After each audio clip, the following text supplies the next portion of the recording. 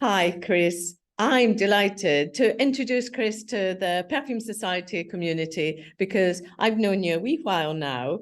And what I know about you is you are the ultimate professional and passion of perfume that I've never met anybody who's as knowledgeable, excited as myself, and you exceed that. So thank you for talking to us today. You have created a wonderful brand with Lorna called Ostens. And it's still a relatively new brand. Got to say, I was blown away when I first met you and the brand. And I can see the cupboard behind you because we featured you in the scented letter. So people can see this wasn't a stage. You actually do that. And one of the things that really is fascinating, you're so generous with allowing people to let them smell your fragrances. And that's wonderful. You don't keep them tucked away and hidden away. You actually, they're there to be smelled. But today we're going to talk about Ostens, and I'd love you to share with all our Perfume Society community, why you did it, because you were very successful before you even did your brand in the perfume world. And I would like you to just share why you did it. Thank you, Lorna. That's quite an intro, and I think the only truth out of all of is that I'm an addict, and you can probably see behind me. First and foremost, I'm a lover and a buyer of fragrance. I just am constantly excited by it, and I think that's the starting point for everything that we do here at Ostens. Is that it's almost like a brand that has come out of the passion for the industry, for the people involved, for the new developments, and it's pretty much that's the reason why we started it. It was very much out of we kept meeting these amazing people and they kept sharing these things with us, and we would want to share it with people, and we would first of all bring them back to our team here. As you mentioned, Lorna, I've been very lucky to work in an industry of my own passion, and I think in life there's very few greater gifts than being able to do something that you love and hopefully make a living enough to live off it in the meantime. And so it was just meeting these amazingly passionate people, from growers to perfumers to bottle designers, that just really always wanted to share with me. And I think that passion is infectious, and that's why we decided a few years back, just before the pandemic, to launch Ostens, which was really an outlet for Laurent and I to share a lot of this, because we work with a lot of other people's brands. We've been behind Diptyque, Citrodon, Fornasetti, Anya Heinrich candles, and most recently Paul Smith home fragrance. And sometimes the ingredients or the suppliers don't necessarily fit the brands that we work with. And so if we meet someone amazing, we just want to keep that relationship going, and hopefully it finds a place eventually. And Ostens was definitely one of those, especially when we first met Laboratoire Monique Remy in Grasse. I'm going to stop you there to say that when I was thinking about what we're going to chat about today, there was a word that kept again and again coming into my head, and that was quality. And I, like yourself, was lucky enough to work with LMR. Laboratoire Monique Remy is just the top of the tree when it comes to natural quality ingredients. They are amazing. I'm going into their cupboards and their vats, and I felt I was in a gold mine. Bit better, because you could smell it and not just see it. So I think you have a great partner in work. You've chosen wonderful perfumers like Sophie Labbe and people like that. Of course, you met the best, you've dealt with the best, but the quality that you have in the ingredients are just second to none. The rose oil Esparta, if anybody hasn't tried that, they've got to, but we'll talk about that in a minute, because what I'd love you to do is actually talk about, about the discovery set, but a little bit about Monique Remy, because she was an incredible woman that was way ahead of her time, really, streets ahead of anyone else. So a really remarkable company. I think when people talk about Monique, I always forget when Monique started her company in the early 80s, no one understood what we now take for granted in some ways of what sustainability or what fair trade or transparency meant. So she really was pushing a rock uphill the entire time. She was asking a lot of her suppliers to take, a leap of faith with her. She was understanding things that we now know are so important and integral to everything that we do, from the way we live day to day, all the way through to hopefully influencing the companies that we work with. And LMR is not just there because Monique was worthy. I think that's the important thing to remember. She wasn't trying to save the planet or save the world.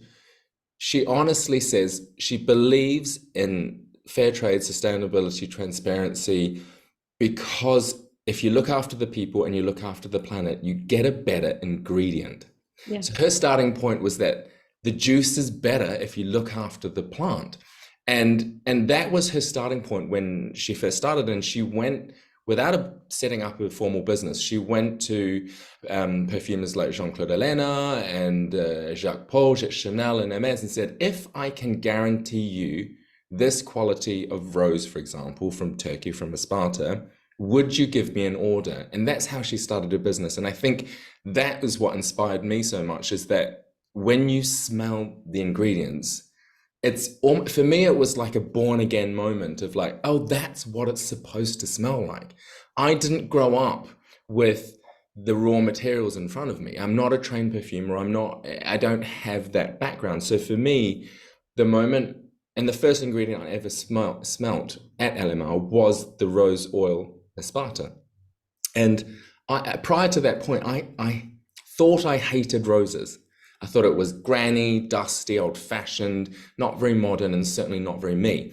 And then the moment I smelt this, it was, like I said, my nose was born again, and it was like, oh, that's what a rose is supposed to smell like. And for me, the rose oil de Sparta, for example, is none of those dusty grandma type smells. It is fresh, dewy, garden-like. There's a jammy aspect to it. There's a Turkish delight thing that wafts through. I smell lychees and elderflowers. It's 3D, Yeah. and I think that's. Interestingly, I re-smelled everything this morning, and of course I knew rose from when you launched and when I born it and things like that. I re-smelled it this morning, and I just got spicy, like really, as you say, juicy, fabulous, jammy. It really is an amazing smell. But I also could imagine my face in a rose.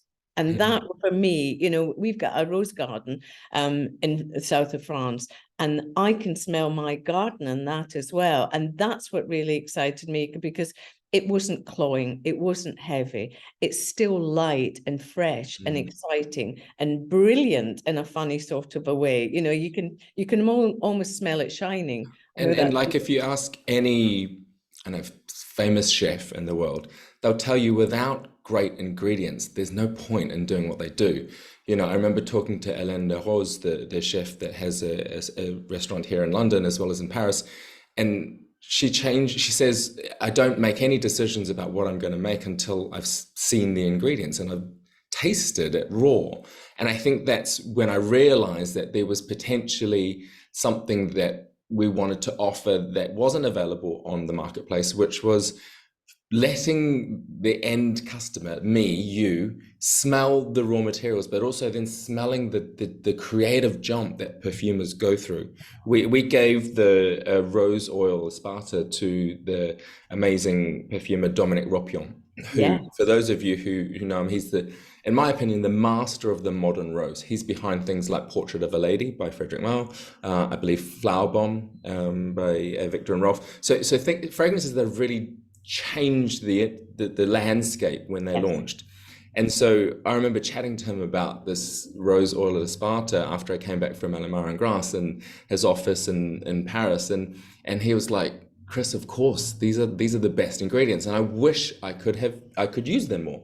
And I said to Dominic, what do you mean wish? If I had the access to this, I would use them all the time. And he said, unfortunately, like great ingredients, all great ingredients, that they're not always that accessible price-wise. So not a lot of brands can afford to access that, though many brands do. So this rose oil, I know for a fact from Dominique and IFF and Alamar that people like Hermes, Chanel, Jo Malone, etc., Cartier purchase this oil. So we don't have this exclusively. This is available in the market. But we wanted to start there and say, look, if you could price unlimited, create without worrying about the price of the raw materials, create just from the quality that you love, what would you do? And that's how our eau de parfums, our impressions came about. So it starts with a raw material that we either love or challenged by, in particular patchouli, it really challenged me. And then if we gave it to some of the world's best perfumers and said, do what you like. Yeah. What we ended up was, and it was, trust a French person to describe this as beautifully as they did. It's not I did not come up with this. Dominic said, this is the formula that's in my heart. And I love that this was a formula that he felt, but it really wasn't something that he thought he could commercially. All when you said that. Fantastic. But do you know, it's addictive as well. But, you know, very often rose can not bring you down, but it can make, you know, it has an effect. But this, for me, is addictive and uplifting too. And for a rose to do that, and you know, I can actually smell it on the bush. You know, it's brilliant, just brilliant.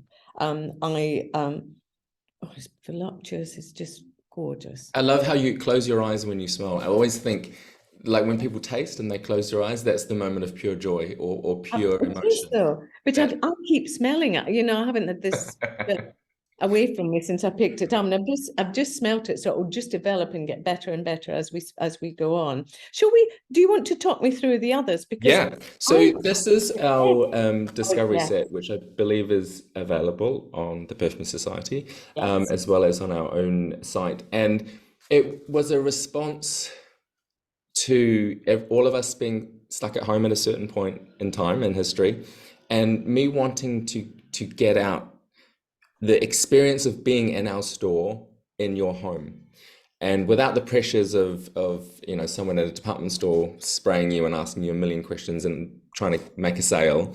We decided to put all 6 of our eau de parfum samples, there's 6 times 2 ml samples here, inside this little box, and the only reason I put it all in a box was because I lose things. You can imagine with that collection, things get lost all the time. So I wanted to keep them together. So that's all the reason behind that. But in each of these, it's just a normal 2 ml spray, like you would get from any sort of sample. And you get to really live with the fragrances. And the rose oil we've talked about a lot already. The eau de parfum, the impression done by Dominic Ropion, is a very voluptuous rose. I think if you like things that are sort of really rich and jammy and voluptuous, I think this is a rose that will either really appeal to you. And if you've ever thought rose wasn't for you, this was the rose that changed my mind about rose perfumes. So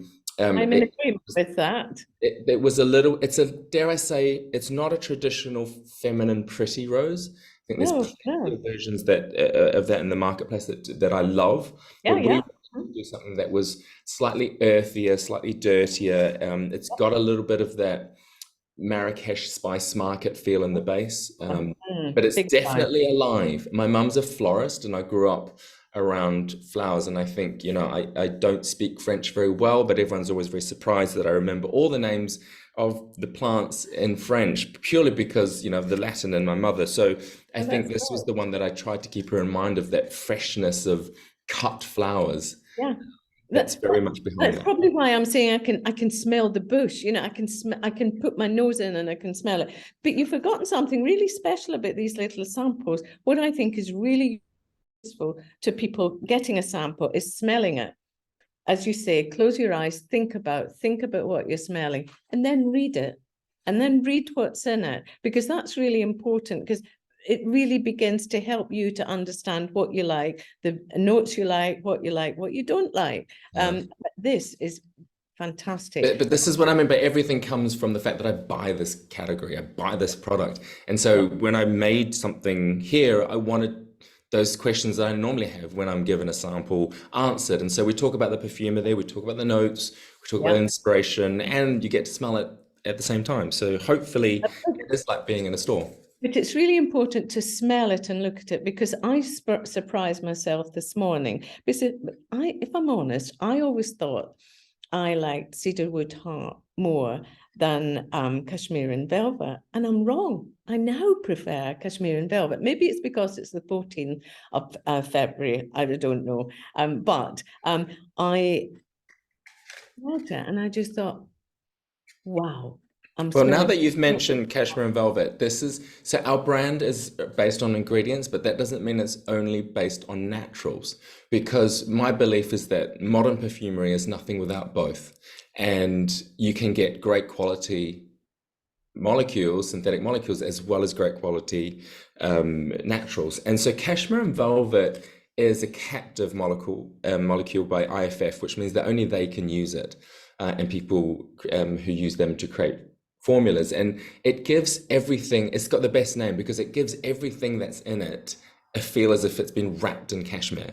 Now, unfortunately, I can't afford lots of expensive cashmere, but I can only imagine that blanket of cashmere wrapped around you. And so when we made cashmere and velvet, it was about feelings. This was about the coziness. It has a great big slug of natural New Caledonian sandalwood in this. So it's very high quality sandalwood. So if you like that sort of creamy, woody smell, it's not quite a vanilla. It doesn't have that gourmand cakiness, but there's a warmth to it, like someone's. The cedarwood takes that away. It makes it dry and still sensual. Yeah. And I love it. Yeah. So this is the smell I always say that you would want to hug someone and then get a whiff of. So cashmere and velvet, especially for winter, and it's just such a beautiful scent. You mentioned cedarwood heart as well. Cedarwood is surprisingly used in so many different formulas, and I never realized how important cedarwood was for all masculine and feminine traditional fragrances.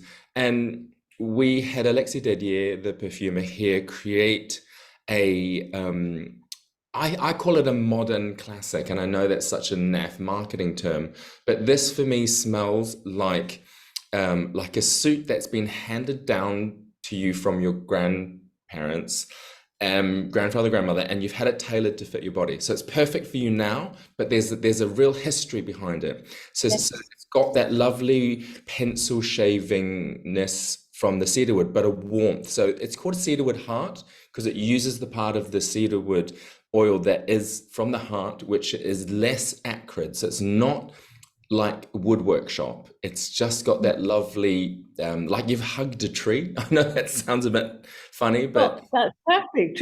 We've now tree huggers. yeah. And I really did think that was good. If I had read that blind, and I've worn this one, but today I'm away with the Kashmiran today. Don't know, and then that's why perfume's so fascinating because I was a cedarwood heart girl, but today I'm not. I'm Kashmir, and these discovery sets are really good because it does allow you to say, well, why do I like that? And question myself, what is it that I'm needing? Maybe I just need another hug today. Yeah. That's what it is. And the cedarwood I always wear, I find when I'm putting on a shirt, maybe a jacket, I want to feel put together. I want to Yes. feel a bit Yes. tailored. Yes. Whereas the cashmere and velvet's much more casual. It's like a With a beautiful blue and shawl. white t-shirt with a cashmere. I Yeah. want to show, I can visualize it. And then we go, I didn't realize your mother was a florist. Now that explains jasmine as absolute. It's the great big bunch of white flowers and wonderful. Well, I always admit I'm the guy that wears fracas by P. Like I like tuberose, I like gardenia, I like the smell of that on me and around me, and not everyone else does. I think I would have been the guy in the 80s to wear poison if I could. But jasmine for me is a bit of a tribute to those beautiful white florals, those unapologetically sensual white florals. And lousy out there, love it. Yeah, and it's not so much 80s, although there is a nod to that unapologetic style. It's definitely not a dated fragrance. It's actually very modern. This was inspired very much by my mum because she used to plant jasmine, and everywhere we moved, she also flipped houses, decorated, and so we moved a lot. But she would take a cutting from the same jasmine bush and move it everywhere we went. And so I remember on summer evenings in New Zealand, opening the window and having to close it again because although it was cool, the scent of the jasmine at night was so intoxicating. Certainly as a child, it was a bit suffocating for me, but I've always wanted to recreate that idea and that memory of that jasmine bush around the corner up the wall that would Yes. breeze in and float in on a summer's evening. I've got one outside my door in the south of France, and it's really it's a summer evening for me, sitting outside, nice glass gin and tonic, and the Yeah.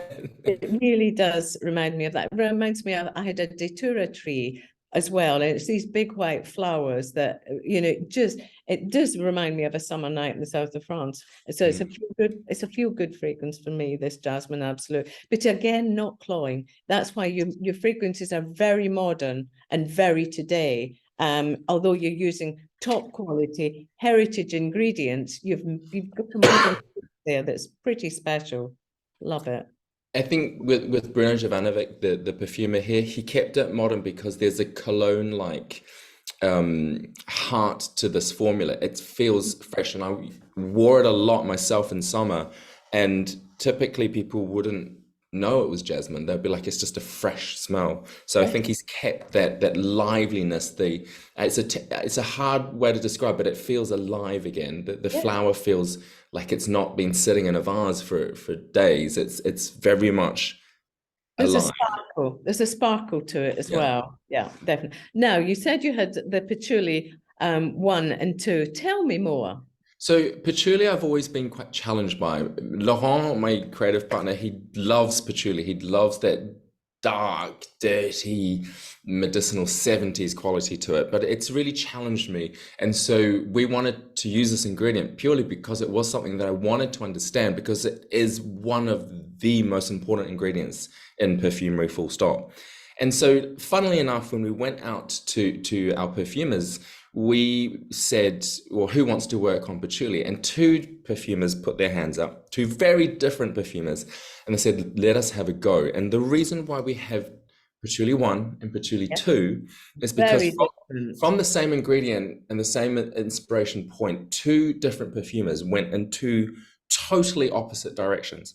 Now, I'm going to start with patchouli 2. That's going to Right. confuse everybody. Okay. But patchouli 2 is like a modern patchouli. This is where, when you first spray it, there's a almost like a herbal gin and tonic feel to it, which That's bleeds, why I like it. which sort of melds into this lovely violet leaf, Mm. iris. So it's slightly powdery, very soft, modern patchouli. And then you get that at the base, this patchouli that's almost like a suede. So if you know the difference between sort of riding boots leather and then suede, suede does have a softer, less acrid feel, less birch tar feel to it. And so the patchouli here is very softened. It's, dare I say, feminine, and I'd hate using gender in 2023 to describe fragrances, but I use it with the lowercase f of that beautiful softness and smoothness. It is like a vintage handbag sort of smell, or suede gloves that have had perfume somewhere around them. Very soft. And in contrast, lastly but not leastly, our fragrance Patchouli Heart number 1 is gothic. Yeah. It's the best way to describe it. It is molasses, syrupy, labdanum, incense, patchouli. So it's got that animal feel to it. It's very viscous.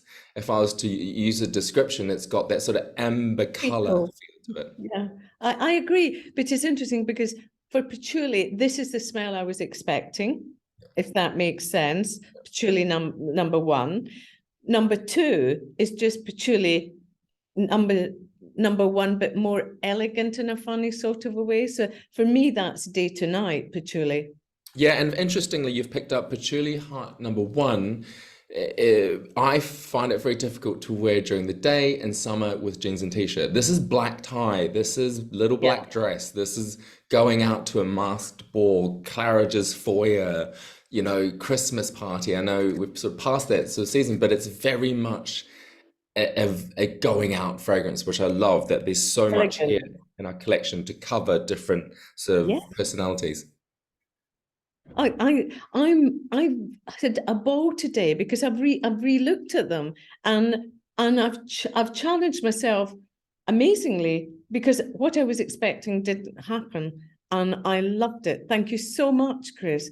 Really enjoyed talking to you, and I'm just blown away by what you do at Ostens, because you But thank really you, are. Lorna. No, Thank you you. do. You've made something pretty special, and it's a great way for people to discover really the top of the tea quality ingredients and think about what they're smelling to really enjoy the fragrance that they're going to wear. Thank you. Thank you. And just to let anyone watching know, please reach out if you have any questions. We're a brand that wants to be inclusive, in that if you ever wondered about anything in the industry, or if you want to know more about an ingredient, our team here, whether it's an email or come and see us in London or on Instagram direct message, we'd love replying. I reply to most of them myself. So, we love welcoming you, and more people into the fragrance industry, the better.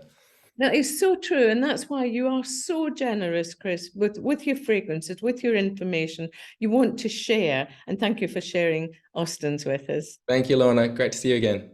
Bye.